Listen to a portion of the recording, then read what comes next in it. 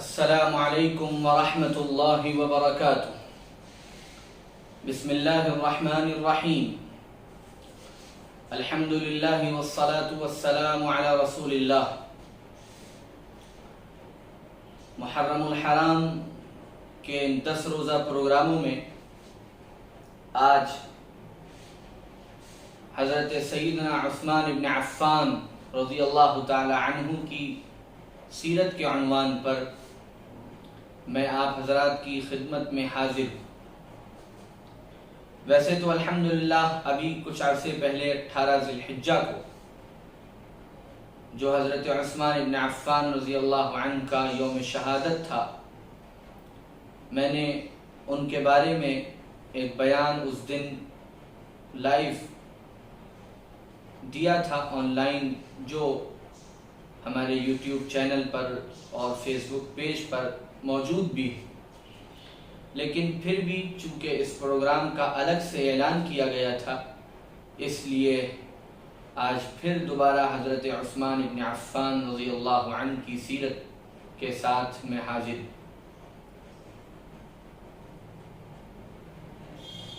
حضرت عثمان بن عفان رضی اللہ عنہ ان لوگوں میں سے ہیں جنہوں نے ابتدائی دور میں اسلام قبول کیا۔ حضرت سیدنا ابو بکر صدیق رضی اللہ تعالی عنہ کی دعوت پر حضرت عثمان بن عفان رضی اللہ تعالی عنہ ایمان لائے، اور ظاہر ہے جن لوگوں نے ابتدائی مرحلے میں اسلام قبول کیا تھا ان کو مکہ مکرمہ میں بڑی آزمائشوں، بڑی تکلیفوں، بڑی پریشانیوں سے گزرنا پڑا۔ حضرت عثمان بن عفان رضی اللہ تعالی عنہ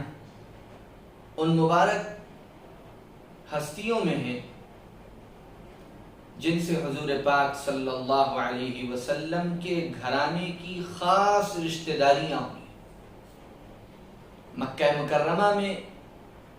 اللہ کے رسول صلی اللہ علیہ وسلم نے اپنی صاحبزادی حضرت رقیہ رضی اللہ تعالی عنہا سے آپ کا نکاح فرمایا، اور جب کفار و مشرکین کے ظلم اور ستم بڑھنے لگے تو اللہ کے رسول صلی اللہ علیہ وسلم کی اجازت سے حضرت عثمان بن عفان نے اپنی اہلیہ حضور پاک علیہ الصلاۃ والسلام کی صاحبزادی حضرت رقیہ رضی اللہ عنہا کے ساتھ حبشہ ہجرت فرمائی، اور ایک عرصے تک حبشہ میں مقیم رہے۔ پھر وہاں سے جب واپس آئے چند سالوں کے بعد تو یہاں پر رسول اللہ صلی اللہ علیہ وسلم مدینہ منورہ ہجرت فرما چکے تھے۔ چنانچہ حضرت عثمان بن عفان رضی اللہ عنہ نے اپنی اہلیہ کے ساتھ مدینہ منورہ کی ہجرت فرمائی، اور مکہ مکرمہ میں بھی جو آپ کی رفاقت رہی، آپ کی معیت رہی، آپ کا ساتھ رہا رسول اکرم صلی اللہ علیہ وسلم کے ساتھ، وہ آخری درجے کی جانثاری، آخری درجے کی وفاداری، آخری درجے کی اسلام کی اعانت اور مدد کا رہا۔ اللہ تعالیٰ نے آپ کو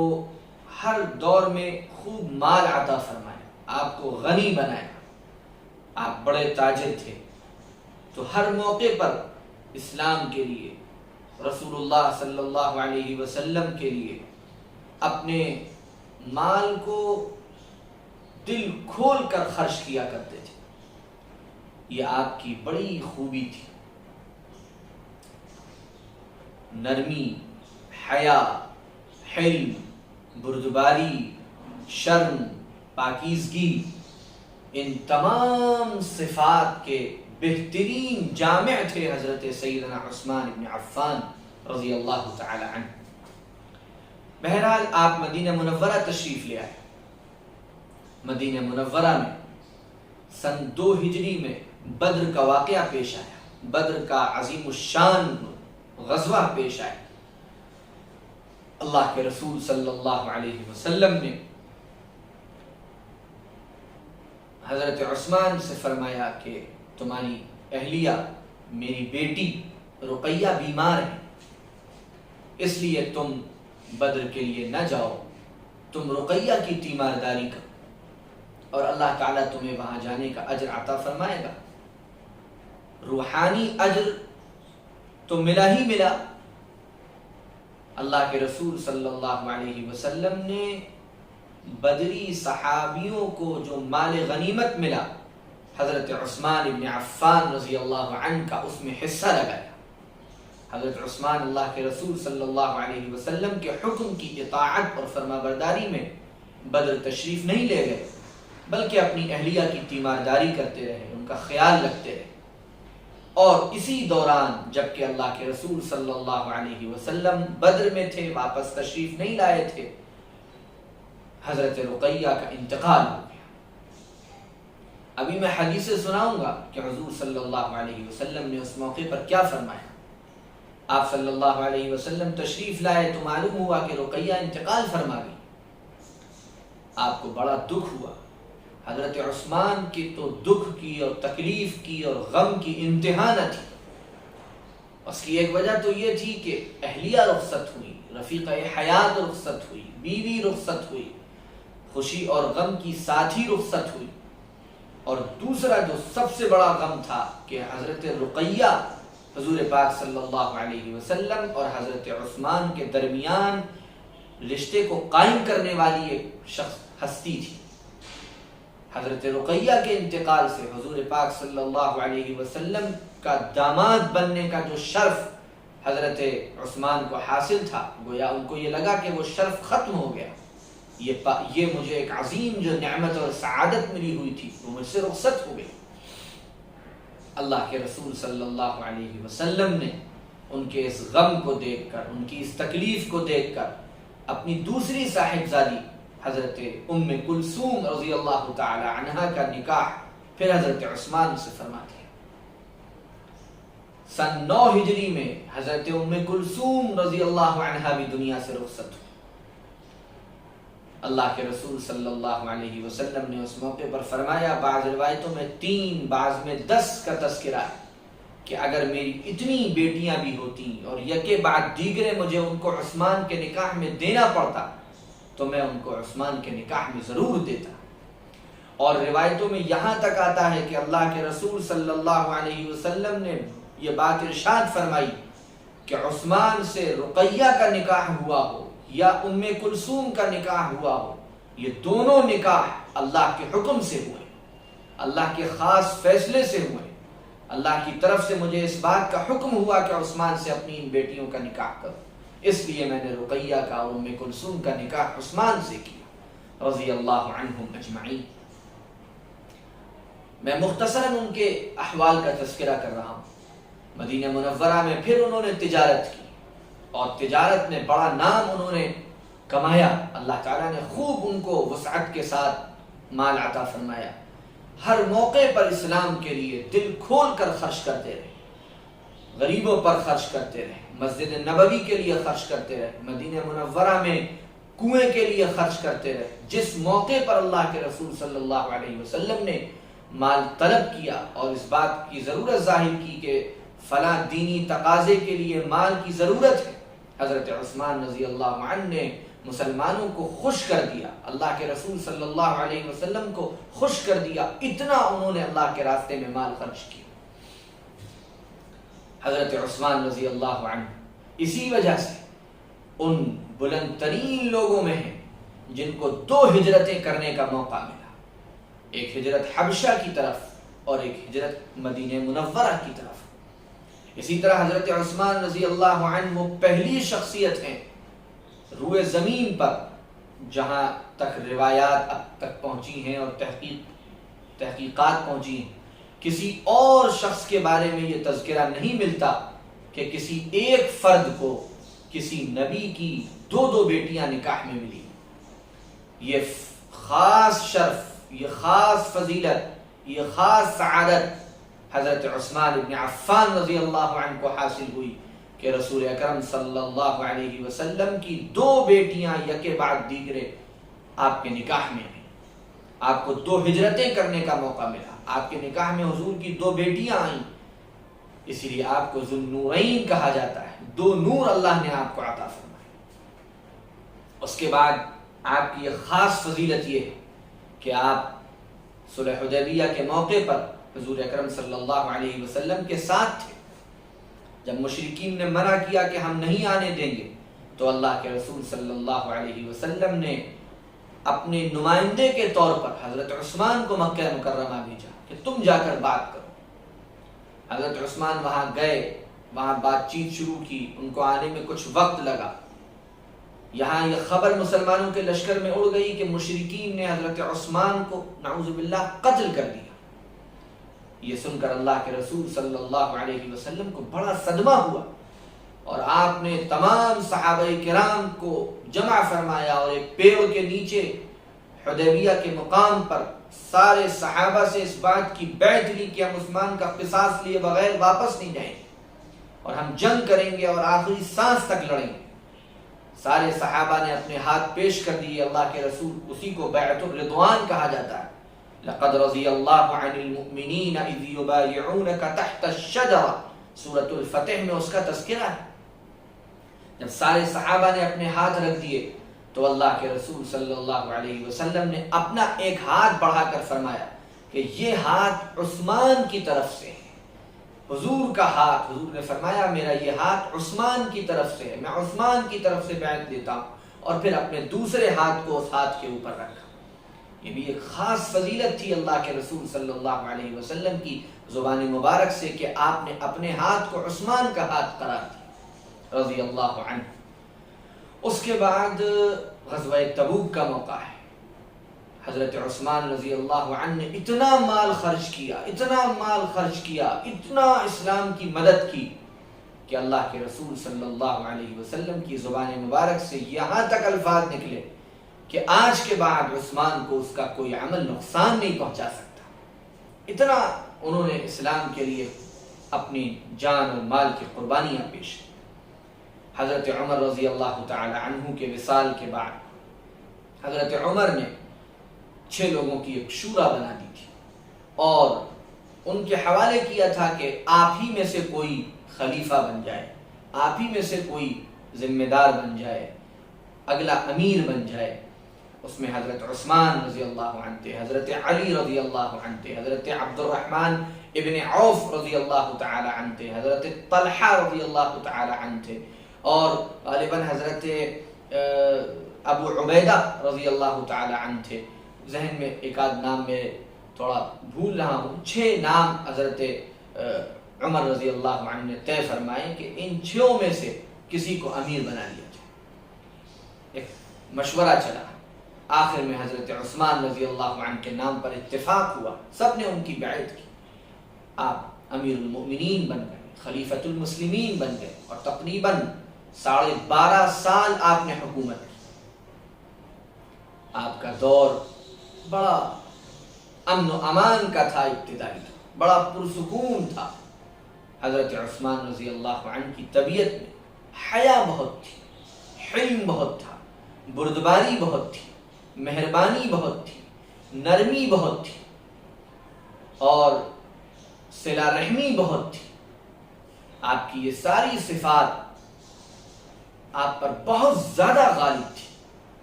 حضرت عمر رضی اللہ عنہ کے دور میں چونکہ حضرت عمر رضی اللہ عنہ وَأَشَدُّهُمْ فِي أَمْرِ اللَّهِ عمر کا معاملہ تھا، اور سخت تھے حضرت عمر رضی اللہ عنہ. اس کے مقابلے میں حضرت عثمان رضی اللہ تعالی عنہ کے مزاج میں نرمی کا غلبہ تھا، شفقت اور مہربانی کا غلبہ تھا اور آپ اسی اعتبار سے فیصلے فرماتے تھے. بہرحال حضرت عثمان رضی اللہ عنہ نے صلہ رحمی کے طور پر ایسے ان کے بہت سے اعزاء و اقارب تھے جن کو اتنی بڑی سلطنت کو سنبھالنے کے لیے حضرت عثمان رضی اللہ عنہ نے اپنے ساتھ لیا، اپنے ساتھ ان کو مختلف ذمہ داریاں عطا کی اور ان کو مختلف کام دیے اور نرمی اور شفقت کے ساتھ سارے انتظامات کو وہ بہتر کرنے کی کوشش کرتے رہے. لیکن بہرحال اسلام کی صفوں میں انتشار پیدا کرنے کے لیے جو ٹولہ پہلے دن سے سرگرم عمل تھا، سبائی ٹولہ، یہودی ٹولہ، انہوں نے حضرت عثمان رضی اللہ عنہ کے دور میں یہ سمجھا کہ ان کی نرمی سے فائدہ اٹھا لیا جائے، ان کے اس مزاج سے فائدہ اٹھا لیا جائے کہ یہ زیادہ سخت بات نہیں کہتے، زیادہ سخت فیصلہ نہیں فرماتے. اور اس ٹولے نے حضرت عثمان رضی اللہ عنہ کی اس شرافت، اس نرمی، اس مہربانی کا فائدہ اٹھا کر مختلف سازشیں ان کے خلاف کرنا شروع کر دی. اور بعض ایسے لوگ بھی تھے جو حکومت میں تھے اور وہ حضرت عثمان رضی اللہ تعالی عنہ کے سامنے ایک معصومانہ انداز سے سامنے آتے تھے، لیکن اندر ہی اندر وہ بھی کچھ ایسے کام کرنے لگے جس سے لوگوں کو ان فتنہ پروروں کو کچھ باتیں اچھالنے کا موقع ملا. حضرت عثمان رضی اللہ عنہ کی خلافت کا وہ آخری دور انہی الجھنوں میں گزرا کہ حضرت عثمان رضی اللہ عنہ کے بعض گورنر اور آپ کے طے کیے ہوئے بعض لوگ، انہوں نے بعض ایسے کام کرنا شروع کر دیے، بعض ایسی حرکتیں کرنا شروع کر دی جس سے اس فتنہ پرور جماعت کو خوب شور اور غوغا کرنے کا موقع ملا جو اس سے پہلے نہیں ہوا تھا. نتیجہ یہ ہوا کہ پوری جماعت اس اسلامی حکومت کے خلاف، خلیفۃ المسلمین کے خلاف بغاوت پر اتر آئی. اس سبائی ٹولے نے اتنا شور مچایا، اتنا ہنگامہ کیا، اتنے فتنے پیدا کیے اور دوسروں کے دیے ہوئے تھوڑے سے موقع کو اتنا بھنانے کی کوشش کی، اتنے پروپیگنڈے کیے کہ باغیوں کی ایک پوری جماعت بصرہ میں، کوفہ میں اور مصر میں تیار ہو گئی. یہاں تک کہ انہوں نے اپنے اپنے علاقوں سے نکل کر دارالخلافہ کے گھیراؤ کا فیصلہ کیا. حضرت عثمان رضی اللہ عنہ خلیفۃ المسلمین تھے، امیر المؤمنین تھے، آپ کی پوری فوج تھی، آپ کی زبردست طاقت تھی، لیکن حضرت عثمان رضی اللہ تعالی عنہ مدینہ منورہ میں کسی طرح کی جنگ نہیں چاہتے تھے، کسی کو اپنی وجہ سے پریشانی میں ڈالنا نہیں چاہتے تھے. اور ان کے ذہن میں وہ حدیثیں تھیں، حضور اکرم صلی اللہ علیہ وسلم کی وہ باتیں تھیں جس میں ان کو اشارہ دیا گیا تھا کہ عثمان کے خلاف فتنہ برپا کیا جائے گا، عثمان کو شہید کیا جائے گا، عثمان کو ایک قمیص اللہ پہنائیں گے، اس کو لوگ اتارنے کی ضد کریں گے. بہت سی روایات تھیں، وہ سب باتیں ان کو یاد تھیں. وہ سمجھ رہے تھے کہ یہ اب اللہ کی طرف سے میرے بلاوے کا وقت ہے، میری شہادت کا وقت قریب ہے. لوگ اصرار کرتے رہے، لوگ کہتے رہے، لیکن حضرت عثمان رضی اللہ تعالی عنہ نے ان لوگوں سے جنگ کرنے کا فیصلہ نہیں کیا. یہاں تک کہ ان لوگوں نے مدینہ منورہ کا گھیراؤ کر لیا، حضرت عثمان کے گھر کا گھیراؤ کر لیا، آپ کے اوپر پانی بند کر دیا، آپ کا مسجد جانا بند ہو گیا. پورے مدینہ منورہ میں وہ بغاوت کیے ہوئے لوگ پھیل گئے. حضرت حسنین کریمین رضی اللہ عنہما کو حضرت علی رضی اللہ عنہ نے حفاظت پر مامور فرمایا. خود حضرت علی رضی اللہ عنہ نے مختلف موقعوں پر ان باغیوں سے بھی بات کرنے کی کوشش کی اور حضرت عثمان رضی اللہ تعالی عنہ سے بھی بات کرنے کی بات کی، لیکن حضرت عثمان نے منع فرما دیا کہ کوئی جنگ نہیں، کوئی جھگڑا نہیں. یہاں تک کہ وہ وقت بھی آیا کہ اسی مظلومانہ انداز سے، اسی بے بسی کے ساتھ اپنے گھر میں قرآن پاک پڑھتے ہوئے حضرت عثمان رضی اللہ عنہ کو شہید کر دیا. آپ کے ساتھ زیادتی کا وہ معاملہ کیا گیا جو تصور نہیں کیا جا سکتا تھا. حضور پاک صلی اللہ علیہ وسلم کی دو بیٹیوں کا شوہر، حضور کا داماد، حضور کا نہایت معتمد علیہ، حضور کے نہایت پیارے رفیق، جن سے حضور صلی اللہ علیہ وسلم بھی حیا کرتے تھے، جن کے بارے میں حضور اکرم صلی اللہ علیہ وسلم کے بلند ترین کلمات تھے، ان کو اس طرح مظلومانہ بے دردی کے ساتھ شہید کر دیا. یہ ذی الحجہ کا واقعہ ہے. 18 ذی الحجہ کو صبح کے وقت اس رات حضرت عثمان نے خواب دیکھا تھا کہ حضرت رسول پاک صلی اللہ علیہ وسلم فرما رہے ہیں عثمان آؤ، افطار پر تمہارا انتظار ہے. حضرت عثمان سمجھ گئے کہ اب لگتا ہے وقت شہادت قریب ہے. صبح اٹھ کر سحری کی، روزے کی نیت کی اور قرآن کی تلاوت کے لیے بیٹھ گئے. اسی حالت میں ان کی شہادت واقع، اسی حالت میں ان کو مظلومانہ شہید کر دیا گیا. یہ حضرت عثمان رضی اللہ تعالی عنہ کی زندگی کے مختصر سے واقعات تھے جو میں نے اس وقت عرض کیے۔ اب حضرت عثمان کے بارے میں کچھ حدیثیں بھی میں آپ کے سامنے عرض کیے دیتا ہوں تاکہ حضرت عثمان رضی اللہ تعالی عنہ کا بلند ترین مقام ہمارے سامنے آئے۔ یہ مسلم شریف کی روایت ہے۔ حضرت عائشہ رضی اللہ عنہا فرماتی کہ ایک مرتبہ حضور اکرم صلی اللہ علیہ وسلم آرام فرما رہے تھے گھر پر، دروازے پر دستک ہوئی، معلوم ہوا ابو بکر آئے، آپ لیٹے رہے۔ حضرت ابو بکر آئے، جو بات کرنی تھی کی، اس کے بعد دستک ہوئی، معلوم ہوا عمر آئے، حضرت عمر بھی آ گئے، اجازت مل گئی، آئے، جو بات ہونی تھی ہو گئی۔ تھوڑی دیر بعد پھر دستک ہوئی، معلوم ہوا عثمان آئے رضی اللہ عنہ۔ حضور صلی اللہ علیہ وسلم نے جیسے ہی سنا کہ عثمان آئے، آپ نے فوراً اپنے کپڑوں کو بڑی اچھی طرح درست کیا۔ تو حضرت عائشہ رضی اللہ عنہا نے پوچھا بھی کہ لم ارک فزعت لأبی بکر وعمر کما فزعت لعثمان، آپ کی وہ کیفیت ابو بکر اور عمر کے آنے پر نہیں ہوئی یا رسول اللہ، جو عثمان کے آنے پر ہوئی۔ آپ نے فرمایا یا عائشہ ان عثمان رجل حی وانی خشیت ان اذنت له على تلك الحالة الا يبلغ الی حاجته، وفي رواية الا استحیی من رجل تستحیی منه الملائکہ۔ حضور نے فرمایا کہ عثمان پر حیا کا بڑا غلبہ رہتا ہے، بہت ہی زیادہ حیادار ہیں عثمان، اور مجھے اس بات کا ڈر تھا، اندیشہ تھا کہ اگر میں نے اسی حالت میں ان کو بلا لیا ہوتا جس حالت میں میں تھا تو شاید فرق حیا کی وجہ سے وہ ضروری بات مجھ سے نہ کر پاتے جو بات کرنے کے لیے آئے تھے۔ اور پھر فرمایا کہ میں ایسے شخص سے کیوں حیا نہ کروں جس سے فرشتے بھی حیا کرتے۔ اسی طرح ایک مرتبہ حضرت عبد الرحمن ابن خباب رضی اللہ تعالی عنہ فرماتے ہیں کہ غزوہ تبوک کے موقع پر جب اللہ کے رسول صلی اللہ علیہ وسلم، یہ بھی ترمذی کی روایت ہے، سب کو ترغیب دے رہے تھے اللہ کے راستے میں مال خرچ کرنے کی، تو حضرت عثمان نے اعلان کیا یا رسول اللہ میں 100 اونٹ تمام ضروری سامان کے ساتھ دوں گا۔ پھر حضور نے دوبارہ ترغیب دی، پھر دوبارہ حضرت عثمان کھڑے فرمایا میں 200 اونٹ تمام ضروری سامان کے ساتھ دوں گا۔ حضور نے پھر اپیل کی، حضرت عثمان پھر کھڑے ہوئے، فرمایا یا رسول اللہ میں اس کے بعد مزید 300 اونٹ اللہ کے راستے میں تمام ضروری سامانوں کے ساتھ دوں گا۔ پہلے 100،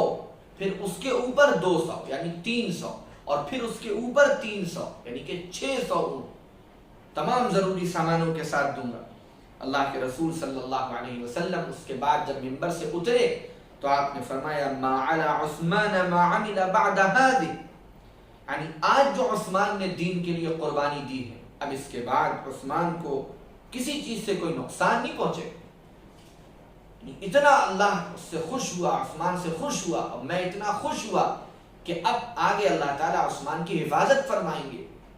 کہ انشاءاللہ عثمان سے کوئی ایسا کام نہیں ہوگا جو ان کو نقصان پہنچائے۔ جب اللہ کے نیک بندوں کو کوئی بشارت ملتی ہے تو اس کے بعد وہ جری نہیں ہو جاتے، بے باک نہیں ہو جاتے، بلکہ ان کے اندر اور زیادہ خشیت اور ڈر پیدا ہو جاتا ہے۔ دوسری روایت میں ہے جو آپ نے فرمایا ما ضر عثمان ما عمل بعد اليوم، امام احمد نے اپنی مسند میں سے نقل کیا کہ 2 بار حضور نے فرمایا ما ضر عثمان ما عمل بعد اليوم، کہ آج کے بعد عثمان کو کوئی چیز نقصان نہیں پہنچا سکتی۔ اسی طرح جب بیعت الرضوان کا مسئلہ آیا، واقعہ آیا، میں نے سنایا بھی، جب حضرت عثمان کے بارے میں یہ بات ہوئی کہ ان کو شہید کر دیا گیا تو حضور صلی اللہ علیہ وسلم نے فرمایا ان عثمان فی حاجت اللہ و حاجت رسولہ فضرب بإحدى يديه على الأخرى فكانت يد رسول الله صلى الله عليه وسلم لعثمان خيرا من أيديهم لأنفسهم۔ حضرت انس رضی اللہ عنہ اس روایت کے راوی ہیں، امام ترمذی نے اس کو نقل کیا کہ حضور صلی اللہ علیہ وسلم کا دست مبارک جس سے آپ نے عثمان کی طرف سے بیعت کی، وہ عثمان کے حق میں ان دوسرے تمام لوگوں کے ہاتھوں سے بہتر تھا جو انہوں نے اپنی طرف سے بیعت کے لیے ہاتھ بڑھائے تھے۔ ظاہر ہے حضور پاک صلی اللہ علیہ وسلم کا ہاتھ جتنا بابرکت، جتنا مقدس اور محترم کسی اور کا ہاتھ نہیں ہو سکتا، اور یہ فضیلت حضرت عثمان کو حاصل۔ اسی طرح حضرت عثمان رضی اللہ تعالی عنہ کو جو پریشانیاں اور تکلیفیں ان کی خلافت کے آخری زمانے میں آئیں، حضور اکرم صلی اللہ علیہ وسلم نے اس کی طرف بھی اشارہ فرما دیا تھا، اور واضح طور پر آپ نے اس طرح کے جملے فرمائے تھے جس سے یہ اندازہ ہو گیا تھا کہ حضرت عثمان رضی اللہ عنہ کو اپنی دور خلافت میں جو پریشانیوں کا سامنا کرنا پڑا ہے وہ سب حضور پاک صلی اللہ علیہ وسلم بتا چکے تھے۔ یہ روایت ہے، امام ترمذی نے اس کو نقل کیا، امام ابن ماجہ نے اس کو نقل کیا، حضرت مرہ ابن کعب رضی اللہ عنہ راوی، کہ ایک مرتبہ حضور اکرم صلی اللہ علیہ وسلم نے بہت سارے قریبی فتنوں کا تذکرہ فرمایا کہ ماضی مستقبل قریب میں جو فتنے پیش آئیں آپ نے ان کا تذکرہ فرمایا۔ اسی وقت ایک شخص سر سے کپڑا اوڑھے ہوئے سامنے سے گزرا، فمر رجل مقنع فی ثوب، حضور نے فرمایا هذا يومئذ على الهدى، حضور نے فرمایا کہ یہ شخص ان فتنوں کے دور میں ہدایت کے راستے پر ہوگا، صحیح راستے پر ہوگا، حق پر ہوگا۔ تو وہ فرماتے ہیں فقمت الیہ، میں جب ان کے پاس گیا تو میں نے جا کر دیکھا فاذا هو عثمان بن عفان، کہ وہ حضرت عثمان ابن عفان تھے۔ پھر میں نے حضور کی طرف ان کا چہرہ کیا اور حضور پاک صلی اللہ علیہ وسلم سے پوچھا کیا یہ وہی ہے یا رسول اللہ؟ آپ نے فرمایا نعم، ہاں یہی ہے، کہ جب فتنے آئیں گے تو ان فتنوں کے وقت میں یہ بالکل صحیح راستے پر، حق راستے پر، ہدایت کے راستے پر ہوں۔ جو ان کے خلاف شورش برپا کریں گے، ان پر الزامات لگائیں گے، ان کو برا بھلا کہیں گے،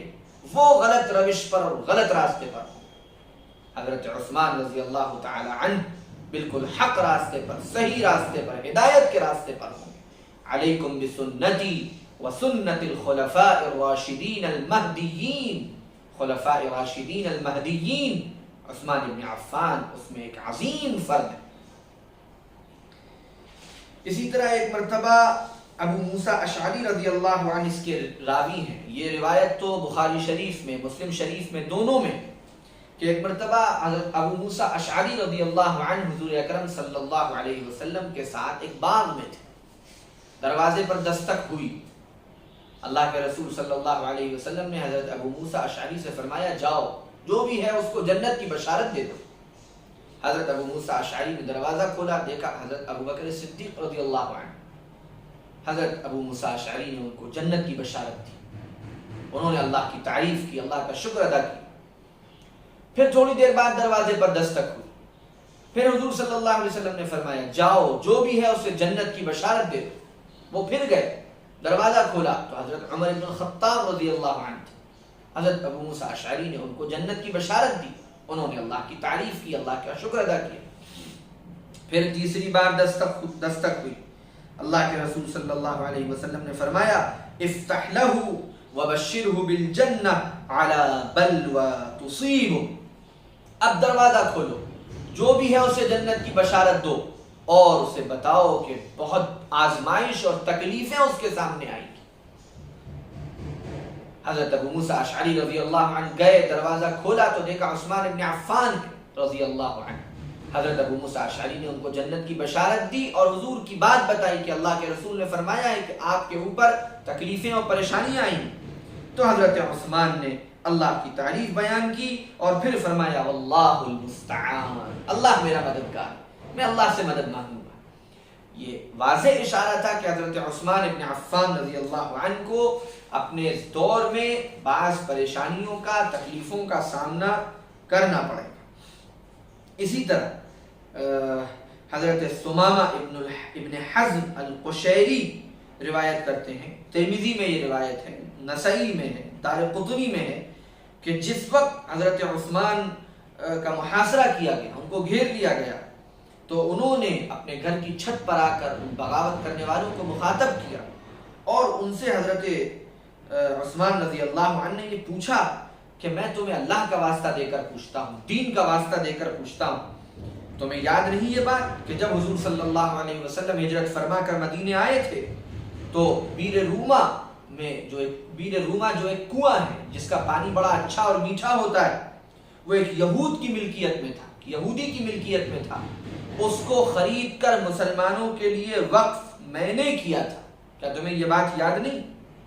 اور حضور صلی اللہ علیہ وسلم نے یہ فرمایا تھا کہ جو اس کو خرید کر مسلمانوں کو دے گا اس کے لیے میں جنت، اللہ تعالیٰ اس کو جنت میں اس سے بہتر عطا فرمائیں گے،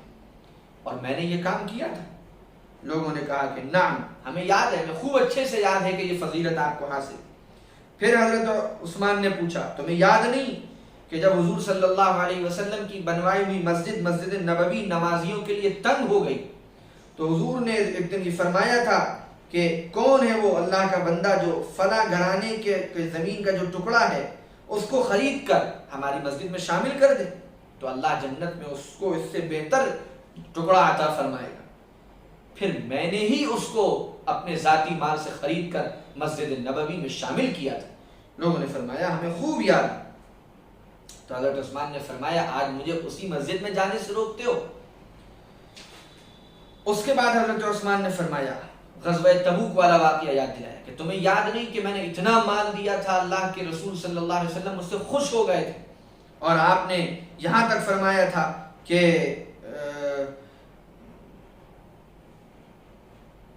عثمان کو اب کوئی چیز نقصان نہیں پہنچا سکتی۔ لوگوں نے کہا یاد ہے۔ پھر آپ نے یاد دلایا کہ تمہیں وہ یاد نہیں کہ ہم لوگ ایک دن ایک پہاڑ پر تھے اور میرے ساتھ ابو بکر تھے، عمر تھے اور اللہ کے رسول صلی اللہ علیہ وسلم تھے، پہاڑ ہلنے لگا تھا، صحیح ترین روایت ہے۔ تو حضور صلی اللہ علیہ وسلم نے اس سے فرمایا تھا کہ ٹھہر جاؤ، تمہارے اوپر ایک نبی ہے، ایک صدیق ہے، 2 شہید ہیں۔ یہ باتیں لوگوں نے فرمائی کہ ہم کو معلوم ہے، ساری چیزیں معلوم ہیں۔ تو حضرت عثمان نے اس کے بعد فرمایا کہ لگتا ہے اب میں شہید ہونے والا ہوں۔ حضرت عثمان رضی اللہ تعالی عنہ کے بارے میں یہ احد کے بارے میں بھی آتا ہے، بخاری نے روایت کیا کہ ایک مرتبہ اللہ کے رسول صلی اللہ علیہ وسلم احد پر گئے تو ابو بکر، عمر، عثمان ساتھ تھے، فرجف بہم، تو پہاڑ حرکت کرنے لگا۔ اللہ کے رسول صلی اللہ علیہ وسلم نے اپنا پیر اس پر مار کے کہا اثبت احد فانما علیک نبی وصدیق وشہیدان، تیرے اوپر ایک نبی ہے، ایک صدیق ہے، 2 شہید ہیں۔ یہ اشارہ تھا۔ اور اسی طرح جس وقت لوگوں نے گھراؤ کیا حضرت عثمان کا تو ان کی ایک بڑی ڈیمانڈ یہ تھی کہ حضرت عثمان خلافت سے دستبردار ہو جائیں، اس عہدے کو، اس منصب کو چھوڑ دیں، اس ذمہ داری سے استعفیٰ دے دیں۔ حضرت عثمان اس کے لیے تیار نہیں تھے اور وہ بار بار حضور پاک صلی اللہ علیہ وسلم کی وہ بات یاد کرتے تھے اور لوگوں کو بتاتے تھے، جس کو ترمذی شریف نے، ابن ماجہ نے، سب میں نقل کیا گیا کہ اللہ کے رسول صلی اللہ علیہ وسلم نے حضرت عثمان رضی اللہ عنہ سے فرمایا تھا انہو لعل اللہ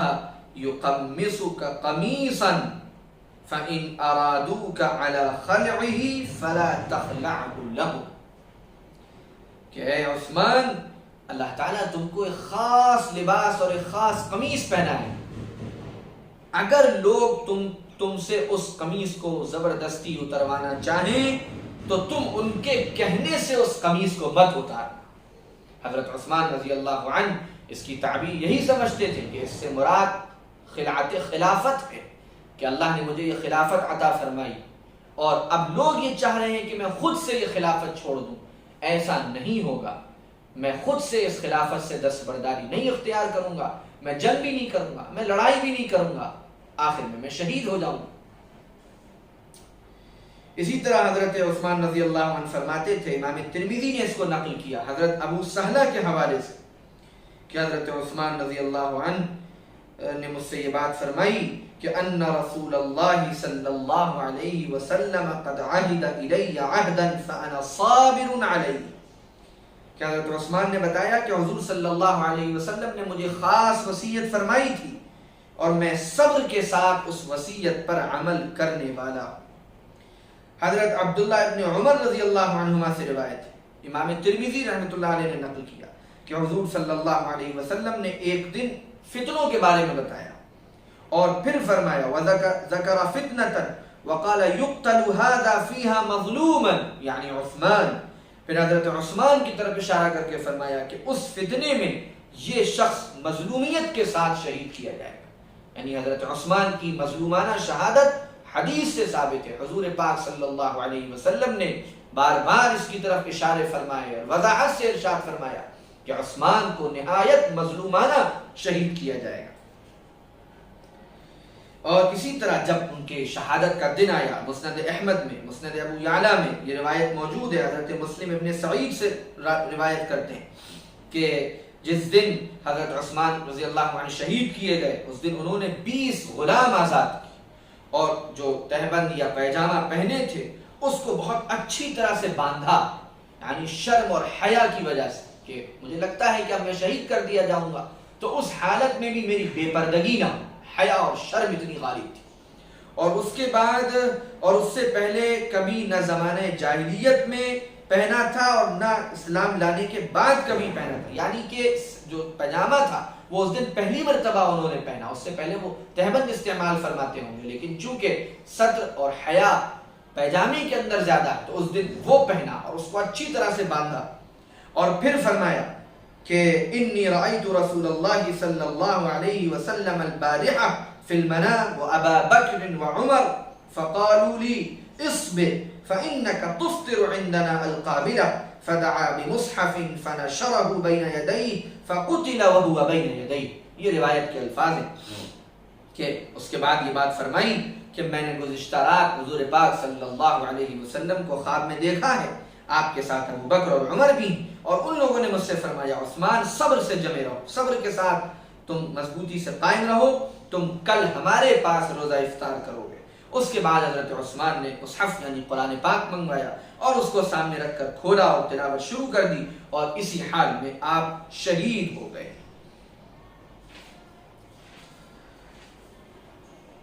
حضرت ابن عباس رضی اللہ تعالی عنہ فرماتے ہیں رضی اللہ عنہما،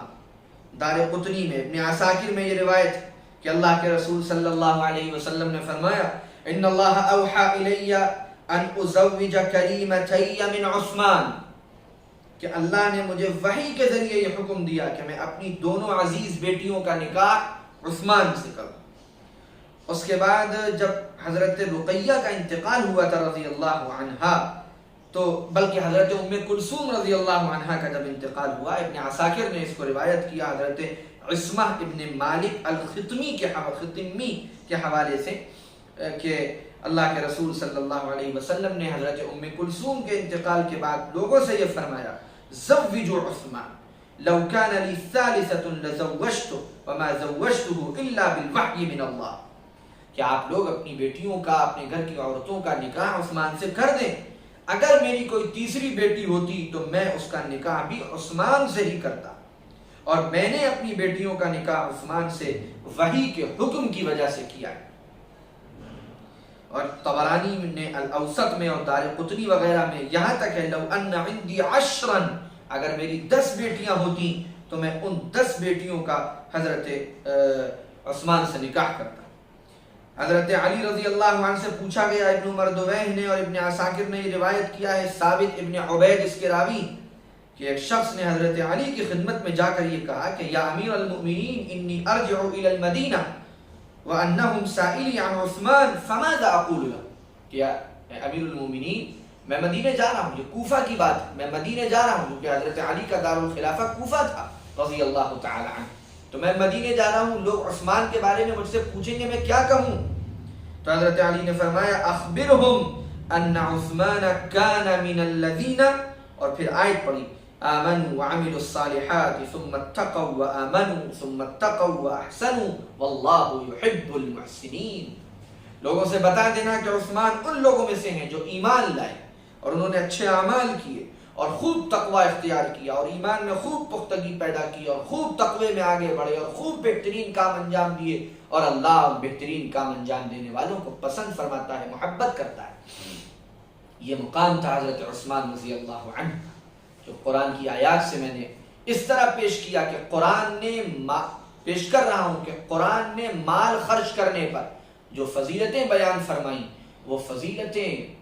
بہت بڑے اعتبار سے حضرت عثمان کے حصے میں آئیں۔ اسلام کے لیے جتنا مال انہوں نے لٹایا ہے، خرچ کیا ہے اور دل کھول کر اسلام کے لیے انہوں نے اپنی دولت کو بہایا ہے، اس پر اللہ تعالیٰ نے اللہ تعالیٰ ان کو جو نوازیں گے وہ یقیناً ہم دنیا میں اس کا تصور نہیں کر سکتے۔ حضور صلی اللہ علیہ وسلم کی حدیثیں میں نے پیش کی کہ حضرت عثمان کے بارے میں کتنے بلند کلمات آپ نے فرمائے۔ آپ نے 2 ہجرتیں حضرت عثمان نے فرمائی، حضور نے اپنی 2 بیٹیوں کا نکاح ان سے فرمایا، یہاں تک فرمایا کہ میری 10 بیٹیاں ہوتی سب عثمان کے نکاح میں دیتا، اور حضور نے ان کے مال خرچ کرنے پر یہاں تک فرمایا کہ عثمان کو کوئی عمل اس کا نقصان نہیں پہنچا سکتا۔ 2 ہجرت والے عثمان، نبی کی 2 بیٹیوں کے شوہر عثمان، بیعت الرضوان میں حضور نے اپنا ہاتھ عثمان کا ہاتھ قرار دیا، یہ فضیلت عثمان کو حاصل۔ ان کی شہادت کی پیشن گوئی حضور پاک علیہ الصلوۃ والسلام نے فرمائی، وہ ان کے خلاف فتنہ برپا کیا جائے گا، اس کی پیشن گوئی حضور صلی اللہ علیہ وسلم نے فرمائی۔ اور پھر حضرت عثمان اسی مظلومانہ شہادت کے بعد دنیا سے رخصت ہو گئے کہ انہوں نے اس مظلومانہ انداز سے شہادت تو برداشت کر لی، ورنہ اگر وہ چاہتے تو ایک حکم دیتے، پورا مدینہ ان کے لیے نکل پڑتا، ساری فوجیں ان کے لیے نکل پڑتی، حضرت علی نکل پڑتے، حضرت حسنین نکل پڑتے۔ حضرت علی نے تو حضرات حسنین کو کھڑا کیا، ان کو زخم آئے حضرت عثمان کی حفاظت میں،